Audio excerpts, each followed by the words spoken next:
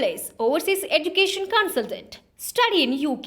Low fee and without IELTS. 2 years work permit.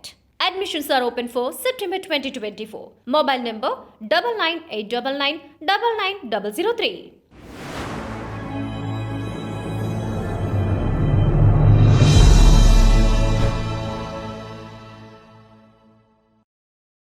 నీ రాష్ట్రంలో ఎన్ని జిల్లాలు ఉన్నాయి, ఎన్ని జిల్లాల్లో మెడికల్ కాలేజీలు లేవు? ఒక కాలేజీ కూడా చుట్టుపక్కల 3 జిల్లాల దాకా లేవు. అవి ఐడెంటిఫై చేసి దాని పేర్లు చెప్పు.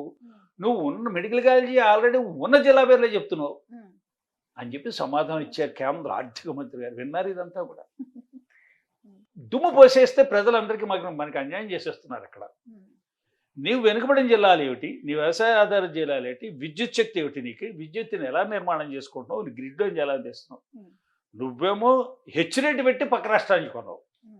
ఆ దాంట్లో అది అవకతవకలు జరిగాయని చెప్పి పెట్టారు, కమిషన్ వేస్తున్నారు. నీకు ఏ డబ్బులు పంపించినా సరే మిస్యూజ్ అయిందని అంటున్నారు అందరూ. ఈ రాష్ట్రంలో పరిపాలించిన వ్యక్తులు లోపం, రాష్ట్రం లోపం కాదు. ఇక్కడ ఇంతవరకు కూడా ఈ 10 ఏళ్లలో 2014 నుంచి 24 వరకు ఈ 2 ఏళ్లలో విడిపోయిన 2 రాష్ట్రాల్లో మిగులు బడ్జెట్ ఉన్న రాష్ట్రం తెలంగాణ. మిగులు బడ్జెట్, బ్రహ్మాండమైన బడ్జెట్. అసలు ఈ బడ్జెట్ చూసి అందరూ ఆశ్చర్యపోయారు. నెంబర్ 1 స్టేట్ ఇది. మరి దాన్ని ఎక్కడ ఖర్చు పెట్టేశారు, దేనికి ఖర్చు పెట్టేశారు, ఖర్చులు ఎలా జరిగాయి? దీని మీద ఆడిట్, కేంద్రానికి ఆడిట్ చేసే అధికారం లేదు. రాష్ట్రంలోనే ఆడిట్ చేసుకోవాలి. ఇచ్చిన నిధుల మీద జమా ఖర్చులు అడిగే అధికారం లేదని అందరూ వాదించారు. జమా ఖర్చులు వచ్చే అధికారం ఎందుకు లేదు, ఎప్పుడు లేదు? నీ పన్ను వాటా నీకు పంపించినప్పుడు నువ్వే ఖర్చు పెట్టుకోవాలి. కానీ కేంద్రం పంపిస్తుంది సెంట్రల్లీ ఎయిడెడ్ ప్రాజెక్ట్స్కి, దాన్ని నువ్వు లెక్క చెప్పాలి. ఇదంతా వివరించి చెప్పేటువంటి వాళ్ళు లేరు. అందరూ రాజకీయం మాట్లాడేవాడే. రేవంత్ రెడ్డి మీద ఎలా విమర్శిద్దాం, కేసీఆర్ కింద విమర్శించుద్దాం, ఏ రాజకీయం వచ్చినా విమర్శించు, తప్పు చేస్తే విమర్శించే. నువ్వు వాడిని కింద లాగేసి నేను అధికారం రావడం కోసం విమర్శిస్తున్నాను తప్ప పరిశుభ్రమైన పరిపాలన కోసం విమర్శించడం కాదు. విమర్శ అంతా దేనికి ఉండాలి? రిఫార్మేషన్. ఈ రాష్ట్రంలో మంచి ప్రభుత్వం రావడం కోసం నేను పాజిటివ్గా నేను విమర్శిస్తున్నా కాదు. అలాగే వ్యక్తిగత విమర్శలు.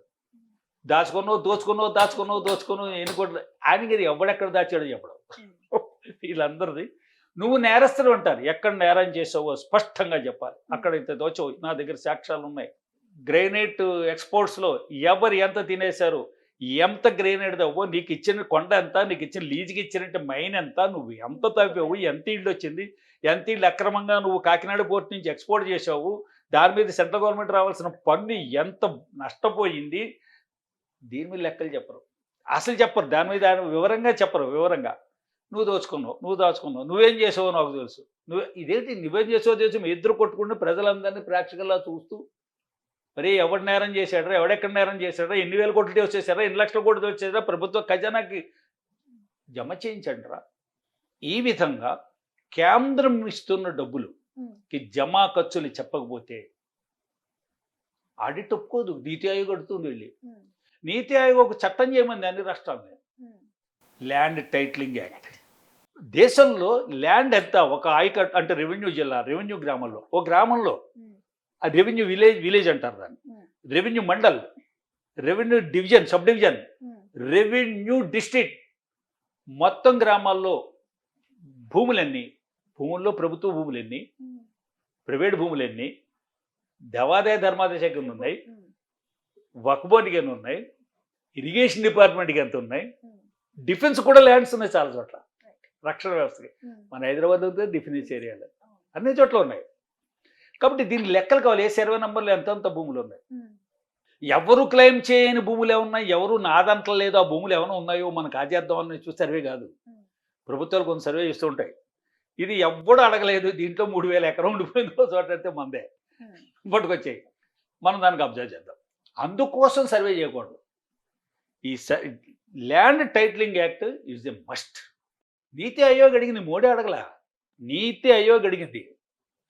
మనం ఇన్నాళ్ళు స్వతంత్రం వచ్చిన తర్వాత కూడా ల్యాండ్ ఒకే ఊళ్ళో ముత్తాత పేరు ఉంటుంది రెవెన్యూ లెక్కలో, ఆ తాత పేరు ఉంటుంది, ఆ తర్వాత వాళ్ళు అమ్మేసుకున్నారు, 10 తరాలు అమ్ముకుంటూ పోయారు.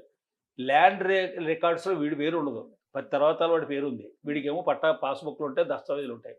దీని మీద మళ్ళీ ఇదే ల్యాండ్ మీద 100 ఎకరాలు అనుకుందామండి, దస్తావేజులు 500 ఎకరాలు ఉంది, అందరిది నాదే, ఆ 100 ఎకరాలు నాదే అని వాళ్ళు ఉన్నారు. క్లెయిమ్స్ ఉన్నాయి, తేలట్లేదు, కోర్టులో పెండింగ్, వందల సంవత్సరాల క్రితం. ఎవ్వడు కూడా వాడి జీవితకాలంలో వాడి ఆస్తిని పొందలేకపోతున్నాడు. వాళ్ళ కొడుకులు విసుగొచ్చి వదిలేస్తున్నారు. కాబట్టి land titling act is wonderful act. అది చాలా అవసరం. అది రాజకీయ అంశం చేసేసారు. ఈ ల్యాండ్ టైటిలింగ్ యాక్ట్ వల్ల రాజకీయ అంశం చేస్తే ప్రజలు కంగారు పడిపోయారు, ఆందోళన పడిపోయారు, కన్ఫ్యూజ్ అయిపోయారు. తెలంగాణలో ల్యాండ్ టైటిలింగ్ యాక్ట్ తేలేదు, గట్టిగా అడిగారు కాబట్టి ఆంధ్రాలో ల్యాండ్ టైటిలింగ్ యాక్ట్ తెచ్చారు. నీతి ఆయోగ్ నీకు డబ్బుల కోసం రాకు, నువ్వు చెప్పిన పని చేయమన్నారు. వీళ్ళు రాష్ట్ర ప్రభుత్వాలు కేంద్రంతో వీళ్ళకు ఉండవలసిన సంబంధాలతో వీళ్ళకి ఉన్న విధి నిర్వహణలో అబ్లిగేషన్ ఉంది, వీళ్ళకి కూడా కొన్ని బాధ్యతలు ఉన్నాయి. ఆ బాధ్యతలు సక్రమంగా నిర్వర్తించారా? ఎప్పుడు చూసినా డబ్బులు డబ్బులు డబ్బులు. మానవ హక్కుల ఉల్లంఘన ఎక్కడెక్కువ జరుగుతోంది, డ్రగ్ మాఫియా ఎక్కడెక్కువ ఉంది, గంజాయి ఎక్కడెక్కువ ఉంది, హ్యూమన్ ట్రాఫికింగ్ ఎక్కడెక్కువ ఉంది, ఆడపిల్లల మీద అత్యాచారాలు ఎక్కడెక్కువ జరుగుతున్నాయి. ఇదొక్కటే కాదు, మానవ హక్కులన్నింటిలో ప్రభుత్వం బాధ్యత తీసుకోకపోతే ఆ ప్రభుత్వం ఎందుకు అస్తమాను నిధులు అడిగి ప్రజలకి ప్రయోజనం లేనటువంటి అవినీతి ప్రాజెక్టులు పెట్టి అవన్నీ కుంగిపోయి కింద పడిపోయి భూస్థాపితం అయిపోతుంటే ఎక్కడికో పాతాళ లోకంలో కూరుకుపోతాయి.